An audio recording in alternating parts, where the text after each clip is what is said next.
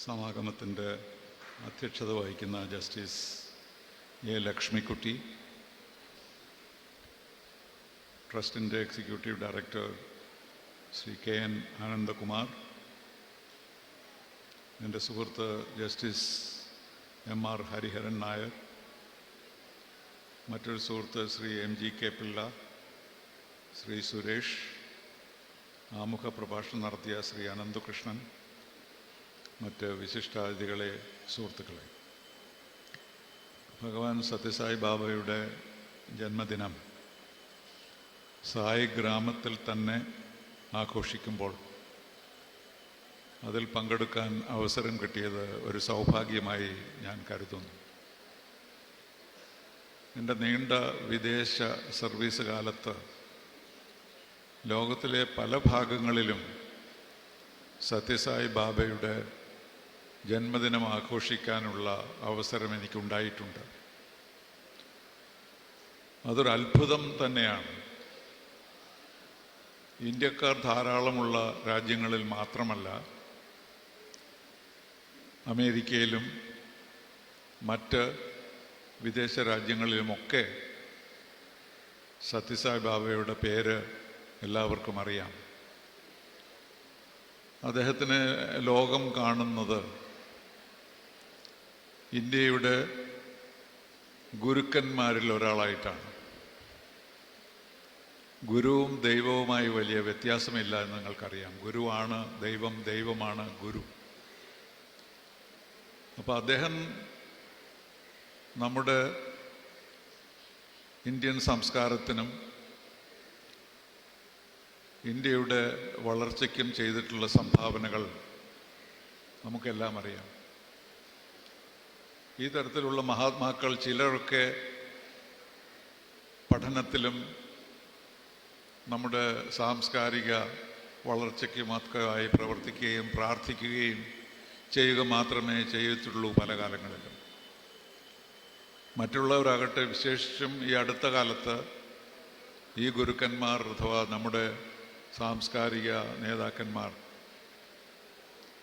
സത്യസായി ബാബയെ പോലെ സേവനത്തിലും പ്രാധാന്യം നൽകിയിരുന്നു. അതിൻ്റെ ഒരു പ്രത്യക്ഷമായ ഉദാഹരണമാണ് ഈ സായി ഗ്രാമം. ഗവർണർ ശ്രീധരൻ പിള്ള വിവരിച്ചു ഇവിടെ നടക്കുന്ന കാര്യങ്ങൾ എന്തൊക്കെയാണ്. എനിക്ക് ഓരോ തവണ ഇവിടെ വരുമ്പോഴും എനിക്ക് അത്ഭുതമാണ്. എങ്ങനെയാണ് ശ്രീ ആനന്ദകുമാർ ഇത്രയും പേരെ ചേർത്ത് എത്രയോ വലിയ കാര്യങ്ങൾ നേടിയെടുക്കുന്നു. അത് എങ്ങനെയാണ് അദ്ദേഹം സാധിക്കുന്നത് എന്നുള്ളത് ഒട്ടും വ്യക്തമല്ല. അദ്ദേഹത്തിൻ്റെ ഒരു നിയോഗം എന്ന നിലയിൽ എല്ലാവരും അദ്ദേഹത്തിന് കഴിയുന്നത്ര സഹായങ്ങൾ നൽകുന്നു, കൂടെ ചേരുന്നു, പ്രവർത്തിക്കുന്നു. ഇന്ത്യക്ക് നാം ഇന്ന് മഹാഗുരുവെന്നും ശക്തിയാർന്ന രാജ്യമാണെന്നുമൊക്കെ വിശേഷിപ്പിക്കാറുണ്ട്. പക്ഷേ ഇതിനൊക്കെ എത്രയോ മുമ്പ് നമ്മുടെ ആചാര്യന്മാർ ഇന്ത്യയെ മഹാഗുരുവായി തന്നെ കണക്കാക്കിയിരുന്നു. 200 വർഷത്തിന് മുമ്പാണ് സ്വാമി വിവേകാനന്ദൻ ഷിക്കാഗോയിൽ ഒരു യോഗത്തിൽ സംബന്ധിച്ചത്. അദ്ദേഹത്തിന് ഒരു ക്ഷണം പോലും ഉണ്ടായിരുന്നില്ല. ഒരു ലോക മത സമ്മേളനമായിരുന്നു.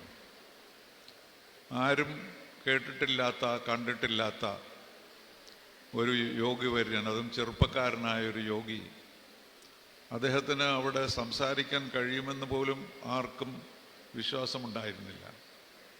പക്ഷെ അദ്ദേഹത്തിൻ്റെ മുഖം കണ്ടു മാത്രം എല്ലാവർക്കും അതിശയം തോന്നി. ഇത്രമാത്രം വെളിച്ചം തരുന്ന, ഇത്രമാത്രം മനുഷ്യരെ ഉത്തേജിപ്പിക്കുന്ന ഒരു വ്യക്തിത്വമായിരുന്നു അദ്ദേഹത്തിൻ്റെത്. അദ്ദേഹം ഷിക്കാഗോയിൽ 11 മിനിറ്റ് മാത്രമേ സംസാരിച്ചുള്ളൂ. ആ 11 മിനിറ്റിലെ സംഭാഷണം കൊണ്ട് അദ്ദേഹം അമേരിക്കക്കാരെ മാത്രമല്ല, ലോകത്തെമ്പാടുമുള്ള എല്ലാ രാജ്യങ്ങളിലും ഹിന്ദുമതം എന്താണ് എന്ന് പഠിപ്പിച്ചു കൊടുത്തു. ഹിന്ദുമതത്തെപ്പറ്റി അദ്ദേഹം പറഞ്ഞ ചെറിയ വാക്കുകൾ ഒരു ചെറിയ പ്രസംഗം ലോകത്തിനെ തന്നെ ഉത്തേജിപ്പിക്കുകയുണ്ടായി. അതിനുശേഷമാണ് ഇന്ത്യയിൽ അദ്ദേഹത്തിന് കൂടുതൽ കാര്യങ്ങൾ ചെയ്യാൻ കഴിഞ്ഞൊരു വളരെ കുറച്ചുള്ള ഒരു ജീവിതകാലത്ത്. അങ്ങനെ എത്രയെത്ര മഹാരഥന്മാർ ചരിത്രത്തിനൊക്കെ മുമ്പുള്ള കാലം മുതൽ തന്നെ ലോകത്തെ ഉത്തേജിപ്പിച്ചിരുന്നു, ലോക സമാധാനത്തിൻ്റെ ദൗത്യം നിർവഹിച്ചിരുന്നു. അപ്പോൾ ഇവരൊക്കെ ആരൊക്കെയാണ് അവതാരങ്ങൾ, ആരൊക്കെയാണ് സാധാരണക്കാർ എന്ന് തിരിച്ചറിയാൻ സാധ്യമല്ല. കാരണം നമ്മൾ സാധാരണ ചെയ്യുന്നത് നമ്മളെക്കൊണ്ട് ചെയ്യാൻ കഴിയാത്ത കാര്യങ്ങൾ ചെയ്യുന്ന വ്യക്തികളെ ഈശ്വരന്മാരായി സങ്കല്പിക്കാറുണ്ട്. അത് ഒരുതരം രക്ഷപ്പെടലാണ്. കാരണം അദ്ദേഹം ചെയ്യുന്ന കാര്യങ്ങൾ നമുക്ക് ചെയ്യാൻ കഴിയാത്തത് കൊണ്ട് ഒരു സാധാരണക്കാരനെ മനുഷ്യൻ എപ്പോഴും പറയുന്നത് ഇവരെല്ലാം ഈശ്വരന്മാരാണ് എന്നാണ്. അതിൻ്റെ പ്രാധാന്യം അവരിൽ നിന്ന് സേവനം ലഭിച്ചിട്ടുള്ള ഓരോരുത്തർക്കും, ഇപ്പോൾ വിവാഹം കഴിക്കാൻ പോകുന്ന ദമ്പതികളായാലും ഈ കോളേജുകളിൽ പഠിക്കുന്ന വ്യക്തികളായാലും അതുപോലെ ആതുര ചികിത്സയിൽ സൗകര്യങ്ങൾ ലഭിക്കുന്നവരായാലും അവരെയെല്ലാം സംബന്ധിച്ചിടത്തോളം ഇവരെല്ലാം ഈശ്വരന്മാർ തന്നെയാണ്. അതുകൊണ്ടാണ് നമ്മൾ അവരോട് പ്രാർത്ഥിക്കുന്നു, അവർക്ക് അമ്പലങ്ങൾ സൃഷ്ടിക്കുന്നു. പക്ഷെ അതിൻ്റെ എല്ലാം പ്രധാന കാരണം ഒന്നാമത്തേത് അവർ ചെയ്തിരിക്കുന്ന രാജ്യത്തിന് നൽകിയിരിക്കുന്ന വലിയ സംഭാവനകളാണ്. ഇന്ന് എല്ലാവരും പറയാറുണ്ട് രാജ്യങ്ങൾക്ക് ഏത് തരത്തിലുള്ള ശക്തിയാണ് ആവശ്യം, ഹാർഡ് പവർ ആണോ സോഫ്റ്റ് പവർ ആണോ എന്നുള്ളത്. സോഫ്റ്റ് പവർ എന്ന് പറയുന്നത് സാംസ്കാരിക ശക്തിയാണ്. ഹാർഡ് പവർ എന്ന് പറയുന്നത് യുദ്ധം ചെയ്യാനുള്ള ശക്തിയാണ്. ഇന്ത്യക്ക് ഒരു യുദ്ധവും ചെയ്യാനുള്ള ശക്തിയില്ലാത്ത കാലഘട്ടത്തിലും നമ്മുടെ സോഫ്റ്റ് പവർ നമ്മെ എല്ലാ കാലത്തും ഉയർത്തി നിർത്തിയിട്ടുണ്ട്. നാം ഇന്ത്യയെപ്പറ്റി സംസാരിക്കുമ്പോൾ, പുറത്ത് ജോലി ചെയ്യുമ്പോൾ നമുക്ക് ധൈര്യം നൽകുന്നതും നമുക്ക് പ്രചോദനം നൽകുന്നതുമെല്ലാം ഈ ഋഷിവര്യന്മാരും ആചാര്യന്മാരുമാണ്. അതിൽ ഏറ്റവും പ്രധാനപ്പെട്ട ഒരു വ്യക്തി തന്നെയാണ് സത്യസായി ബാബ. അദ്ദേഹം അദ്ദേഹത്തിൻ്റെ കഴിവുകൾ കാണിച്ചിട്ടുണ്ട്. ആകാശത്ത് നിന്ന് ഭസ്മമെടുത്ത് ഭക്തർക്ക് നൽകുന്നു. ഇവയൊക്കെ പണ്ട് യേശുക്രിസ്തു വെള്ളത്തിൽ നടന്നതുപോലെയാണ്. അവരത് കാണിക്കുന്നത് എന്തിനാണെന്ന് വെച്ചാൽ അവരുടെ സൂപ്പർ ഹ്യൂമൻ പവേഴ്സ് കൊണ്ട് ഒരുപക്ഷെ കൂടുകളെ ആകർഷിക്കും. അവർ പറയുന്നത് കൂടുതൽ വ്യക്തമായി അവർക്ക് മനസ്സിലാക്കണമെങ്കിൽ ഇതുപോലെയുള്ള അത്ഭുതങ്ങളൊക്കെ സൃഷ്ടിച്ചാലേ കഴിയുകയുള്ളൂ. പക്ഷേ ആ അത്ഭുതങ്ങളിൽ നിന്നല്ല നാം പ്രചോദനം കൊള്ളുന്നത്, അവരുടെ സേവനത്തിലൂടെയാണ്. അപ്പോൾ അങ്ങനെയുള്ള ഒരു പുതിയ തരത്തിലുള്ള ആർഷ ഭാരതമാണ് നമുക്കിന്നുള്ളത്. കാരണം നമുക്ക് ധാരാളം ആവശ്യങ്ങളുണ്ട്. ഒരു ഗവൺമെൻറ്റിനും ചെയ്തു തീർക്കാൻ കഴിയാത്ത പ്രവർത്തനങ്ങൾ ആവശ്യമാണ് നമ്മുടെ രാജ്യത്ത്. അതുകൊണ്ട് കൂടുതൽ കൂടുതൽ ഭക്തന്മാർ ഉണ്ടാകട്ടെ, കൂടുതൽ ആചാര്യന്മാരുണ്ടാകട്ടെ. അങ്ങനെ നമ്മുടെ രാജ്യത്തിന് കൂടുതൽ അഭിവൃദ്ധി ഉണ്ടാകട്ടെ എന്നുള്ളതാണ് നമുക്കിന്ന് പ്രാർത്ഥിക്കാൻ കഴിയുക. അദ്ദേഹം ചെയ്ത കാര്യങ്ങൾ ഇന്നും തുടരുകയാണ്. സത്യസായി ബാബയുടെ ആശ്രമങ്ങളും പ്രവർത്തനങ്ങളുമൊക്കെ പലതരത്തിൽ ലോകം മുഴുവനും സമയമാണ്.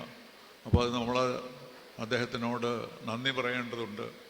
അദ്ദേഹത്തിൻ്റെ ആ നിരയിലുള്ള ആർഷഭാരത വ്യക്തികളെ, ആചാര്യന്മാരെ നമുക്കെല്ലാം ശ്രമിക്കാം. അദ്ദേഹത്തിൻ്റെ 98ാമത് ജന്മദിനം നമുക്ക് ആഘോഷിക്കാം. കാരണം അദ്ദേഹം നൽകിയിട്ടുള്ള സംഭാവനകൾ അത്രമാത്രം നമുക്കെല്ലാം പ്രിയപ്പെട്ടതാണ്. ഒന്നുകൂടി അദ്ദേഹത്തിനെ സ്മരിച്ചുകൊണ്ട് അദ്ദേഹത്തിൻ്റെ ജന്മദിനാശംസകൾ നേർന്നുകൊണ്ട് ഞാൻ നിർത്തുന്നു. നമസ്കാരം.